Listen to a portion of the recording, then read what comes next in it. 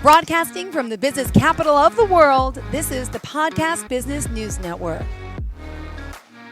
Welcome back to the show. We are honored to have Wendy Scott here joining us again from Timeless Closets and Cabinetry. That's timelessclosetsandcabinetry.com. We're talking about elegance meeting organization and all that she does, really redefining storage in your spaces. Based in the heart of New Jersey and has plenty years of experience helping you craft that perfect closet, dressing room, cabinetry. Let me have her introduce herself. Hi, Wendy. How are you? I'm great, Jill. Thanks for having me again. Timeless Closets and Cabinetry. We are designing custom closets and custom spaces for your home. Beautiful. And by the way, you've been in business for over 20 something years, right? I've been in the industry for almost 20 years. Yes. Amazing. And it's a pleasure to have you back. And I know you have a Thank special you. guest with us today. Would you mind introducing her? We do. This is Amanda Conger, who I know from the CMA, the ACSP, and the National Woods Board. So I consider her a dear friend, and she has a really special message for us to learn about today. Beautiful. First and foremost, welcome, Amanda. And tell us a little Thank bit you. about yourself and what it is you do. Thank you. Well, I am the executive director of all three of those organizations that Wendy mentioned. So That's pretty big. And keeps me busy. in detail, for those that may not know these organizations, could you share more details about them? Yes, the Cabinet Makers Association, the Association of Closet and Storage Professionals, and the National Woods Board. Do you ever sleep? No. Oh my goodness. And a little bit of your background, how you got into this business, and then tell me, obviously, little details about what the National Woods Board is and, specifically what you do. Yes, of course. I've been in the woodworking industry for over 20 years. I started out working for one of the machinery manufacturers in their marketing department, and that got me involved with the associations on the other side, where we were trying to promote our products to the associations. And I learned the value of a trade association for the industry. And my career evolved, and I ended up getting involved in the actual association world, and I just love it. It's very fun. Wow. Amazing. And where are you based out of? I'm in Michigan. Okay. And do you mind specifically diving into a little bit more about the associations? And of course, more specifically, I think you want to talk about the National Woods Board. Yes, yes. The Cabinet Makers Association is for smaller cabinet shops. They're Okay. entrepreneurs. They do high-end custom cabinet work, and they're all US and Canada are members. And then the ACSP, which Wendy has mentioned before on the podcast, is a similar group, but for closets. And they're all entrepreneurs as well, small business owners, and they're making their way in the closet world. And then the National Woods Board is completely different. It's a 501c3 organization, so it's a not-for-profit that accepts donations. And we are working on transforming wood industry education. And I'd like to go into more details about that if it's okay. Absolutely. Bring it on. All right, can I share my screen? Absolutely, you can. You have permission. There shouldn't be All any right. restrictions. Wendy shares all the time, right, Wendy? Yes. I just can't turn it off. I know, right? All right. So transforming wood industry education. The first question is there we go. We asked when we do this live, we ask for a show of hands. We can't do that on the podcast, but I'm just going to ask everyone listening, how many of you have unfilled or underskilled positions? And generally, when we do this live, if people aren't raising their hand, they're lying. Uh-huh. Because everybody's struggling right now finding skilled workers. And I want to tell you about a scenario that what if there's a program to produce skilled and trained workers, and it does exist. The program is called The Mill. It's a national training center. It's in Colorado Springs, Colorado. And what they do is it's owned by a school district, a local school district, and they bus the students in for career and technical education. So let me share a little bit more about the mills. This is what they do. They have three programs. They have cabinet manufacturing, construction, and welding. Of that, they started in 2017. Last year or this year, they had 406 students enrolled in the program through one school district. It's amazing that many people are pursuing these careers. And this is a picture of the cabinet side. They're learning how to operate equipment. You know, they're not just making birdhouses, they're making actual cabinets. And then this picture is really funny because it shows them at their desks preparing for their projects, but you'll see the kid in the corner is asleep. Aww. There's always a kid asleep in the classroom, right? I love it. It's real life. It sure is. That's so funny. Yeah. So let me go into a little bit about the why, which most of you probably already know, but there's 7.8 million jobs unfilled Wow. in the US. Of those, 12% are in our industry, which is huge, which is manufacturing and construction is how we classify the industry here. That's a lot of unfilled jobs. And then the workforce is evolving. The length of career is longer than it's ever been before. The average tenure, though, is shorter. It's only 4.5 years in a job. And then the learned skill, the half-life of a learned skill, which means is defined as how long it takes before you have to relearn the skill because it's obsolete. That is 5 years. So the concept of a career is being shaken to its core. Wow. And then our industry, people look at this picture and think this is what woodworking is about, a dusty, dingy, old factory. And to be honest, it's not. It's automated, it's very clean, it's very well lit. It's amazing. And that's what we need to do is change that perception of the industry too. So the Wall Street Journal just had an article about Gen Z becoming the tool belt generation. It said in that article, 75% of students said they were interested in vocational schools if they offered paid on the job training. Problem is, the poll also indicated that 80% of their parents wanted them to go to college over a skilled trade. So we have a tough situation, uphill battle there. The kids are interested, but the parents are not supporting it.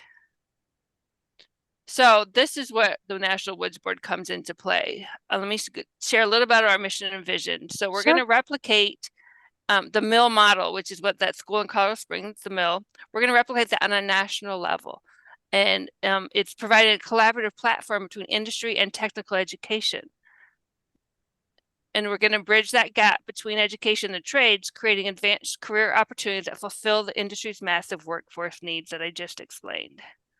How do we do that? That's the trick, right? So at the core, we have a scalable curriculum.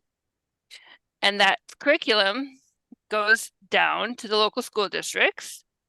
But what it does on the other side is it works by providing employees to the wood shops and manufacturers on the left-hand side of the screen there.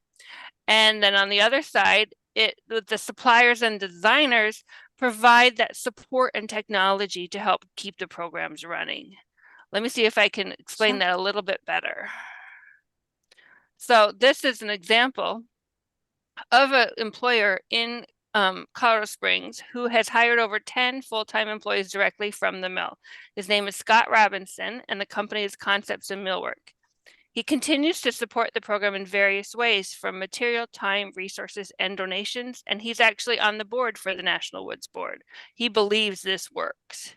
He's seen it happen, and he knows it works. So what are we offering? Let me describe that again. So we have this curriculum. It's the same curriculum that they teach at the mill. So we have acquired that curriculum. We're updating it and making it scalable to use nationwide. And we've also incorporated the Woodwork Career Alliance standards. Now, that's a certification program for the industry that certifies people on how to use the equipment. So they'll graduate with a certificate in how to use a panel saw. They get the saw blade certificate, is what it's called. And then they can take that with them to their jobs and say, hey, I know how to operate these machines. We also offer consultation to the schools. What equipment do they need? What support do they need? What kind of experience do the teachers have to have? That type of thing. And the industry network that we have as the board, but to provide that consultation with the materials and the supplies and the technology to the schools. Amanda, is this for bringing the education to high schools or to VOTEX or to community colleges, or is it all of it? All of the above. Great question, though. Yes.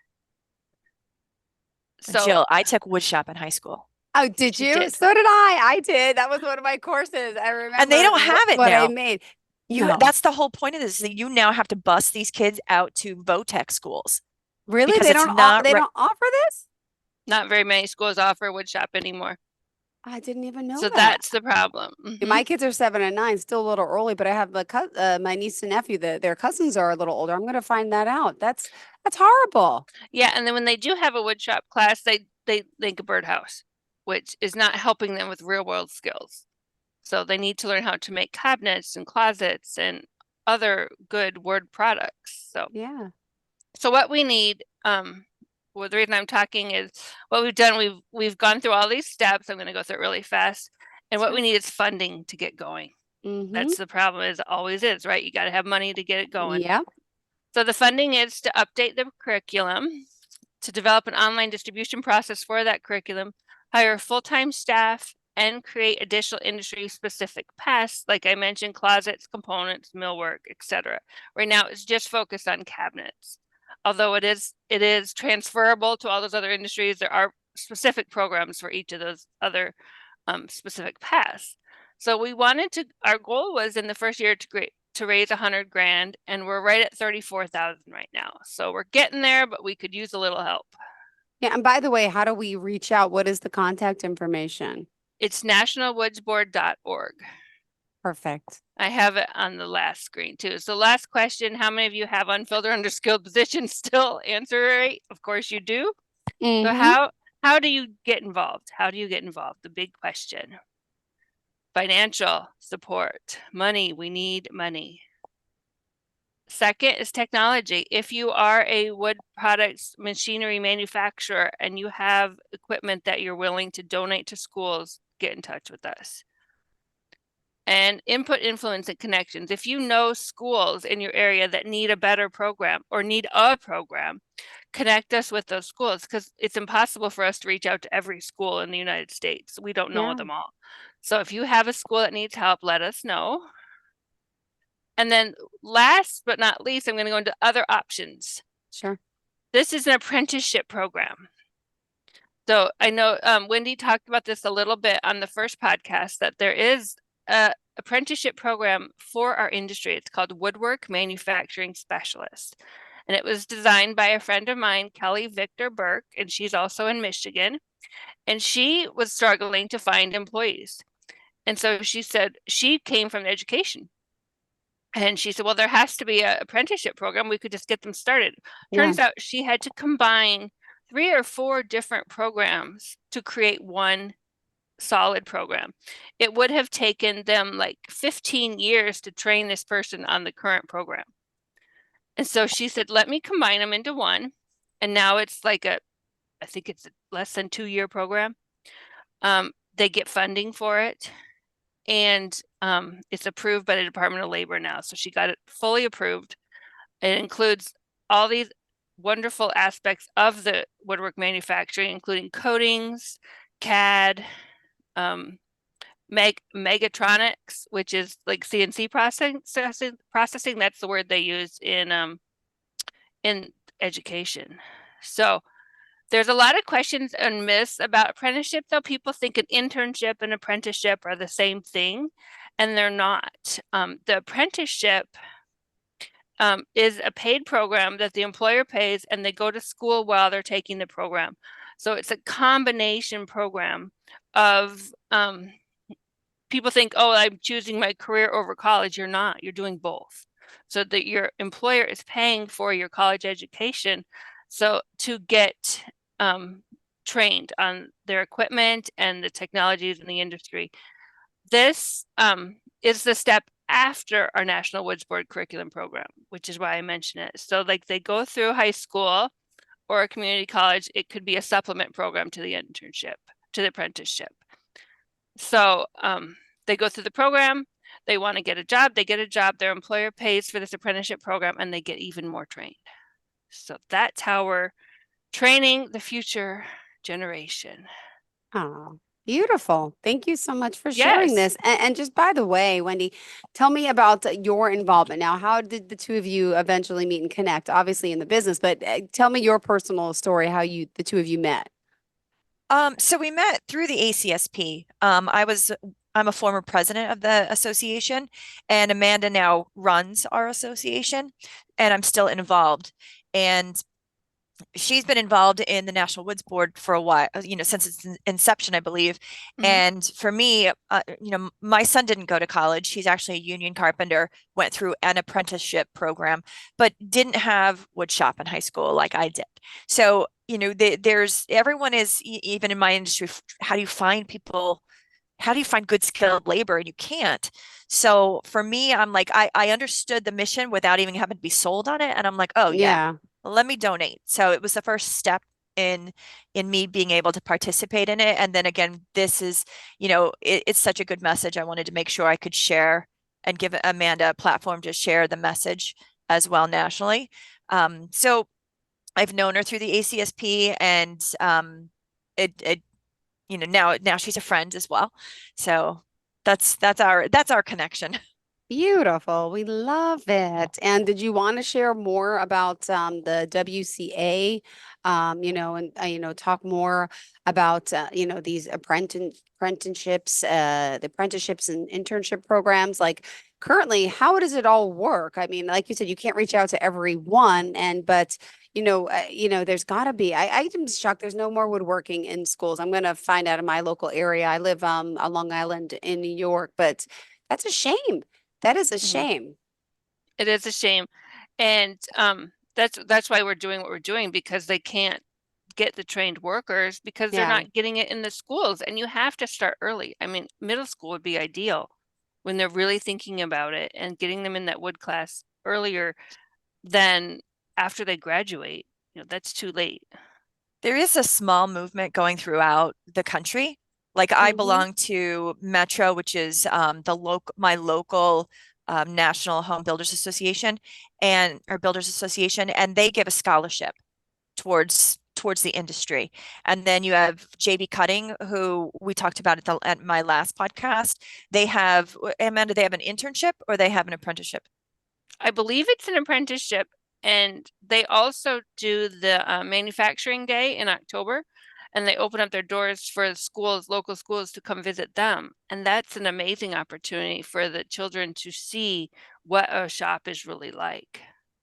So there's all these little voices, and now like the National Woods Board is combining the purpose and making it more broad so everyone can have something to lean towards and say, all right, we know we need it. Where do we get it from? And so Yeah, they've created it so that it can get back into the schools. got it. I love it. Well, what else do you want to make sure we are aware of for today, ladies? Well, you asked what our next step was, or our first step. How do we get it in these schools? We Yes. have a pilot program starting this fall. And so they will be reviewing the curriculum that, like I said, has already been used by the mill, but they'll reviewing it, different schools reviewing it, and see how it works for them and their program. And then we'll make the edits to the curriculum based on their feedback and roll it out to the general public then in the fall of 25. We're very excited about that. Ooh, I love it. Remind us again of the websites, how we can contact you, and we still have another 9 minutes left in the show, but please share both your websites. Yes, nationalwoodsboard.org is where you can learn more about the National Woods Board and donate now. Amanda, do they contact you through that too? Yeah, there's a form on there to contact me too. So mine is Timeless Closets and Cabinetry, and that is my name for Instagram, Facebook, and my website. And you can also call 908-975-9381. And then the other associations that we mentioned was the Cabinet Makers Association, Yep. and just Google it, as well as the Closet Association, which is the ACSP, Association of Closets and Storage Professionals. And I believe that one's closets.org is the website for that one. Yeah, that's Wow. closets.org, and then Cabinet Makers is cabinets.org. So it's Because easy see, to remember. I had no idea. I mean, the shortage of trained professionals in this field. I had no idea. And why is that? Do you think it's because they're taking them out of schools, or is there less, generational, family teaching, a trade that's in the family? It's a combination of all the above, but it's that perception that I talked about where the parents don't want their children to be involved in a trade is a major problem. We have to overcome that hurdle because it's Yeah. definitely a viable career. I The still say push, that all the time to my children because we're talking about college. They're so little, and my niece and my nephew, and I'm like, look, college is not for everyone. And my other son has, my other nephew has special needs, so he's in high school now, but he's in a vocational program, so he's learning hands-on skills. And they were just at Chili's last week working with their school, like showing them, that's aspect of the hospitality industry, but people are needed in all fields. And I just feel like a lot of us force our kids to go to college and spend a lot of money. And it looks like a lot of them aren't even getting jobs these days. But these are jobs that people need that can be filled. And wow, I mean, really beneficial. they're actually really good money-making jobs too. Hmm. I mean, I know what my son makes as a union carpenter, and I'm like, holy cow. But you just mentioned the hands-on, and they've taken so much of that hands-on out of the high schools. We took home ec, we took wood shop. I remember home ec. Don't tell None me of that's gone too. it, yeah, kind of. Well, they have a cooking class in my kids. They had one in my kids' high school. My kids are older now, but my kids don't even know how to write a check. It's Mhm. all been removed um, It's from the all, schools, which is sad. And this is basically what builds your nation. I mean, you need someone to build the house. You yeah. need someone to build the cabinetry. And there's some of the generations, like you said, just don't do it anymore. They just don't have the interest. They want to go into the colleges, and now they're going into debt. Got it. And let me When, just ask, Wendy, yeah. do you have anyone under your wing, or if someone's out there who's in your area, like have you mentored, taken someone underneath you, who's maybe Um, interested in this, or would th you? Through the association, I do that quite a bit. I have a lot of people that call me and ask me questions. I had so Okay. much fun. Actually, 2 days ago, I had a phone call with a brand new 29-year-old who just started his own closet company. And so I answered a whole boatload of questions for him with him over the phone. And then I invited him to shadow me for the day. We went to my manufacturer. We went to my job site where it was a new construction where we were building 3 different model homes filled with all the closets. So he was able to see different ways to do things and just ask me every single question he could think of. And so yeah, I mentor new closet companies all the time, but I also get mentored by other closet companies. And that to me comes right back to the association. You get out of it what you put into it. I've received so much from being a member of my association that I feel like I just want to give back even more than I was given. So yeah, I mentor all the time. Um, Beautifully said. All right. So in our last 5 minutes together, what else do you want to make sure we're aware of for today? It's a we good had a question. pause. So this was our fastest one yet. Well, it's also, yeah, it's when there's three, it's hard to decide. I don't want to jump the gun here. So whoever wants to take that question. So we talked a lot about the National Woods Board, but so apprenticeship programs and so like what Kelly does, is that also government funded? Like you could get so like let's just say a cabinet shop decided to do that program. Do they get funded by the government as well? Like supplemented? Yes, yes. Quite often it pays for the school and their pay. So it's like, why wouldn't you take advantage of this? It's a little paperwork involved on your end, but Yeah. it's worth it for the financial rewards you get. And that's what Kelly has a whole presentation on her website, which if people contact me, I can email them that information because one more website is just going to confuse all of us. But Well, she's when we're done, when you guys send us the recording, we put it on my website and then we To include share every it. single whoever we've talked about, all of their website links will be included on there. And we'll put Kelly Burke's website on there too, and that yes, probably a direct link to both yes. of the that page specifically because that was a lot of information. And I would wonder, we've looked at it for design, like to get design helps and interns for that. And I don't know that there's specific programs yet, or I haven't found it yet, but you can contact the local colleges and get an intern through there, like through interior design school or something like that. So it is available. You just have to look and kind of do your research. But this is nice because this is all ready to go. Yeah, Right. The work's absolutely. been done for you. No need to reinvent the wheel. All right. Well, ladies, one more time, tell us all forms of contact. And thank you for making us aware of this shortage. And for those out there who financially can help, can give, can go donate, can help with an internship situation or apprenticeship, please reach out. So I am Wendy Scott from Timeless Closets and Cabinetry, and you can find me at wendy@timelesscc.com, Timeless Closets and Cabinetry for Facebook, Instagram, and my website. And 908-975-9381 is actually my work phone number. I always give my cell because I can never remember it. And Amanda. I am Amanda Conger with the National Woods Board today, and the website is nationalwoodsboard.org. And I hope you can learn more and donate today. Thank you. Perfect. Thank you, ladies, for being here, for joining us. Always appreciate it. And in the meantime, would I mind you? There you go. I was going to say, would you mind just stop sharing the screen? It makes for a better seamless close. Thank you, Amanda. Thank you, Wendy. Pleasure to have you guys back, and looking forward to the next time we connect. Okay. Thanks for Thank having you. me. Thank you. Have a fantastic weekend. Are you looking for even more of the podcasts and hosts that you love? The Podcast Business News Network is proud to announce that you now have even more ways to listen live. Check out the MyTuner Radio, online radio box, and Simple Radio apps on iOS and Android, or find us online. Search for Business News Network on mytuner-radio.com, or search Podcast Business News Network on streama.com and onlineradiobox.com/US. Take your podcast on the go and don't miss a minute of the action.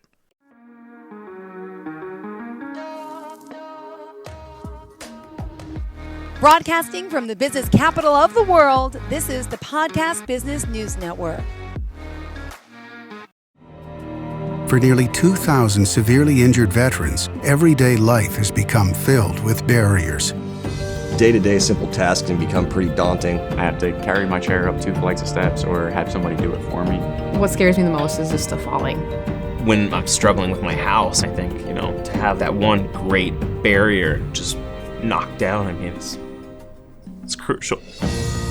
Home for Our Troops is a wonderful nonprofit that builds a mortgage-free, fully adaptive, handicap-accessible house. And there's no catch. It'll be our very first home that we've ever owned. This is a game changer. This is where your life begins again. We need you to join us in completing this important mission. Please visit hfotusa.org and help build homes and rebuild lives. Because of you, everything's going to be okay.